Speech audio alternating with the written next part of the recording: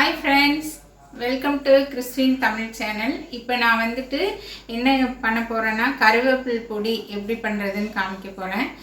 ரொம்ப சுவையான, ரொம்ப டேஸ்டியாக, நம்ம வந்து அளவாக நம்ம வீட்டுக்கு தேவையான அளவு நம்ம எப்படி செய்யலாம் அப்படிங்கிறது தான் இப்போ நான் உங்களுக்கு காமிக்க போகிறேன். வாங்க பார்க்கலாம். இப்போது அதுக்கு தேவையான பொருட்கள் என்னென்ன அப்படின்னு பார்த்தீங்கன்னா, கருவேப்பிலை ரெண்டு கட்டு வந்து கழுவி எடுத்து காய வச்சு எடுத்து வச்சுருக்குறேங்க. அப்புறம் பார்த்திங்கன்னா துவரம்பருப்பு ஒரு 100 கிராம் அளவுக்கு எடுத்துருக்குறேன். எல்லாமே 100 கிராம் தான். கடலைப்பருப்பு 100 கிராம், உளுந்தம்பருப்பு 100 கிராம் எடுத்துருக்குறேன். எல்லாமே 100 கிராம் அளவுக்கு எடுத்துருக்குறேங்க. பொட்டுக்கடலை 100 கிராம் எடுத்துருக்குறேன். அதுக்கப்புறம் பார்த்திங்கன்னா வேர்க்கடலை தோலோட 100 கிராம் எடுத்துருக்குறேன். அதை வறுத்து நம்ம உரிச்சிக்கலாம். அதுக்கப்புறம் பூண்டு பார்த்துக்கிட்டிங்கன்னா ஒரு 100 கிராம் அளவுக்கு தனித்தனியாக பல் எடுத்து வச்சுருக்கு. அப்புறம் பார்த்திங்கன்னா பெருங்காயம் ஒரு 3 துண்டு சின்ன சின்ன அளவுக்குங்க. அதுக்கப்புறம் வந்து தேவையான அளவு உப்பு எடுத்து வச்சுருக்கு. கடைசியாக பார்த்துக்கிட்டிங்கன்னா வரமிளகா ஒரு 100 கிராம் அளவுக்கு காம்பை பிச்சுட்டு எடுத்து நம்ம வறுத்துக்கலாம். ஸ்டவ் ஆன் பண்ணிக்கலாம். கருவேப்பில் வந்து 2 கட்டு அளவுக்கு நான் வாங்கி கழுவி காய வச்சு எடுத்து வச்சுருக்கிறேன். இதை வந்து ஃபஸ்ட்டு நம்ம வறுத்து எடுத்துக்கலாம். அடுப்பை கொஞ்சம் சிம்மிலேயே வச்சுக்குவோம். எண்ணெய் விட்டுக்கலாம். கருகாத அளவுக்கு நம்ம அதை வறுத்து எடுக்கணும். இப்போ வந்து இலை நல்லா மொறுமொறுன்னு நல்லா வறுபட்டுருச்சு. இலை வந்து கருகாமல் கலர் மாறாமல் நம்ம பார்த்து இதோட இந்த ஸ்டேஜில் நம்ம இதை எடுத்துருவோம்.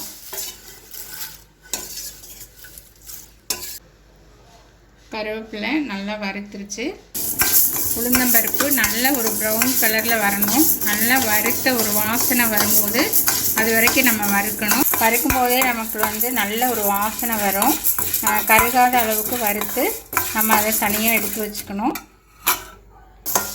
பார்த்துட்டிங்கன்னா இது வந்து நல்லா கிளறி விட்டுட்டே இருக்கணும். அப்போ தான் வந்து கருகாமல் இருக்கும். எல்லா பருப்பும் வந்து ஒரே ஈவனாக வறுபடுறதுக்கு ஈஸியாக இருக்கும். இப்போ பருப்பு வந்து உளுந்தம்பருப்பு நல்லா ஈவனாக வறுத்துருச்சு. நல்லா ப்ரௌன் கலரில் வந்துருச்சு.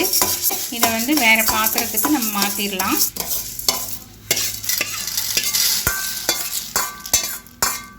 இதில் வந்து கடலைப்பருப்பு அதே 100 கிராம் அளவுக்கு எடுத்திருக்கேன்.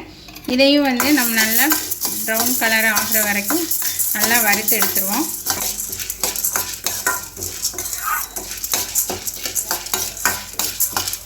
மாற்றிடுவோம்.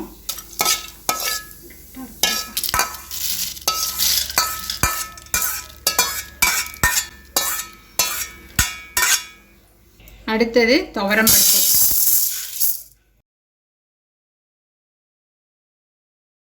இந்த பருப்பு வகைகள் எல்லாம் நம்ம போடும்போது பார்த்திங்கன்னா இதில் வந்து நல்ல ஹை அளவுக்கு ப்ரோட்டீன் அதிகமாக இருக்கும்.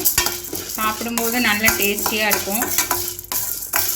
இதுவும் நல்லா வறுத்துருச்சு. இதையும் இன்னொரு அந்த பாத்திரத்துக்கு மாற்றிடலாம். இது பார்த்திங்கன்னா பொட்டுக்கடலையை லைட்டாக வறுத்தா போதும்.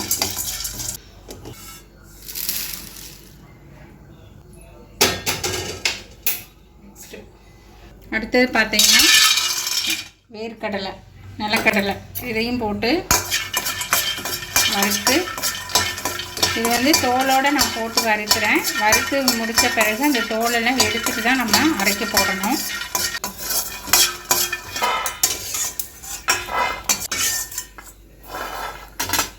பூண்டு வந்து அதே ஒரு 100 கிராம் அளவுக்கு வச்சுருக்கு. இதையும் நல்லா வறுத்துருவோம். பூண்டு வறுபட்டுருச்சு. இதையும் வந்து நம்ம எடுத்து வச்சிடலாம். நெக்ஸ்ட்டு பார்த்துட்டிங்கன்னா ஒரு 100 கிராம் அளவுக்கு வரமிளகாய் எடுத்திருக்கேன். அதை வந்து நம்ம காம்பை வந்து கிள்ளி எடுத்துக்கலாம். அடுத்தது நம்ம வரமிளகாவை வறுத்து எடுத்துருவோம். அடுப்பு சிம்மிலேயே வச்சுக்கலாம். ஏன்னா இது வந்து புகை வந்துச்சுன்னா நமக்கு நிற்க முடியாது அடுப்புக்கிட்ட. லைட்டாக வறுத்து எடுத்துக்குவோம். மிளகா நல்லா வறுத்துருச்சு. இப்போ மிளகாவே எடுத்துருவோம் நம்ம.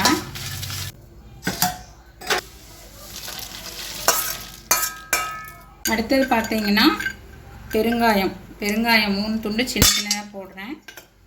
இதையும் வந்து நம்ம நல்லா வறுத்து எடுத்துக்குவோம். கொஞ்சமாக எண்ணெய் விட்டுக்குவோம். பெருங்காயமும் உப்பும் தான் வந்து இந்த பொடிக்கே வந்து நல்லா டேஸ்ட் கொடுக்கக்கூடியது, உயிர் கொடுக்கக்கூடியதே இதுதான். இதை வந்து நல்லா வறுத்து எடுத்துக்குவோம். பெருங்காயம் நல்லா வறுப்பட்டுருச்சு, எடுத்துருவோம். பார்த்திங்கன்னா உப்பு தேவையான அளவுக்கு நம்ம போட்டு அதையுமே லைட்டாக வறுத்து எடுத்துக்குவோம். லைட்டாக வார்ம் பண்ணால் போதும். இப்போது எல்லா பொருளும் வந்து வறுத்து எடுத்தாச்சு. இதை வந்து ஆறினோடனே நம்ம மிக்ஸி ஜாரில் போட்டு அரைச்சி எடுத்து. ஃப்ரெண்ட்ஸ், மறக்காமல் சேனலை சப்ஸ்கிரைப் பண்ணிக்கோங்க, ஃபாலோ பண்ணிக்கோங்க, சப்போர்ட் பண்ணுங்கள். இப்போ நம்ம இதை அரைச்சி எடுத்துருவோம். வந்து நம்ம மிளகாவை ஃபஸ்ட்டு போட்டு ஒரு அடி அடிச்சிடுவோம்.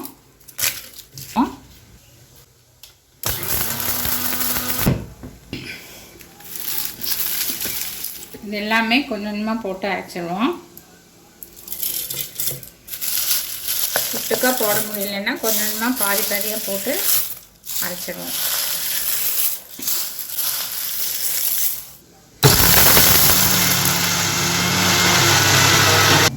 இது வந்து நம்ம அரைக்குறையாக தான் அரைச்சிருக்கிறோம். இதை அப்படியே நம்ம ஒரு பிளேட்டில் தட்டிடுவோம். இதையும் போட்டுருவோம். இப்போது இது வந்துட்டு பாதியாக அரைப்பட்டுருச்சு, நம்ம மீதி போட்டது. இப்போ இதில் வந்து நம்ம ஃபஸ்ட்டு அரைச்சோம் இல்லையா, அதில் வெள்ளைப்பூண்டு இருந்ததுனால கொஞ்சம் வெட்டாக இருக்கிற மாதிரி இருக்கும். ஸோ இதையும் மறுபடியும் இதோடு போட்டு நம்ம இன்னொரு தடவை அரைக்க போகிறோம். ஏன்னா இது கொஞ்சம் கொத்தலும் கொதக்கலுமாக இருக்குது. இதையும் போட்டு நம்ம ஒன்றா மிக்ஸ் பண்ணி எடுத்துருவோம். உப்பு போட்டிருக்கு.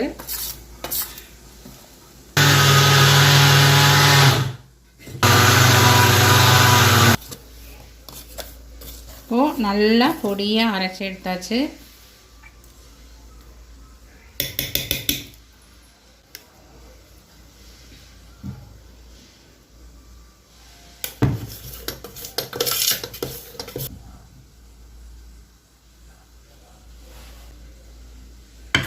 சூப்பரான கருவேப்பிலை பொடி தயாராகிடுச்சுங்க ஃப்ரெண்ட்ஸ். நீங்களே இதை வீட்டில் செய்து ட்ரை பண்ணி பாருங்கள். குழந்தைங்களுக்கு ரொம்ப பிடிக்கும். இது ஒரு 1 இயர் வரைக்கும் நம்ம வந்து கெட்டு போகாமல் யூஸ் பண்ணிக்கலாம்.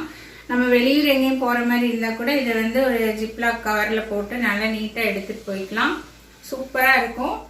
கருவேப்பிலை பொடி எப்படி இருக்குன்னு நீங்கள் செஞ்சு பார்த்துட்டு கமெண்ட் பண்ணுங்கள். தேங்க்யூ ஃப்ரெண்ட்ஸ், பாய்.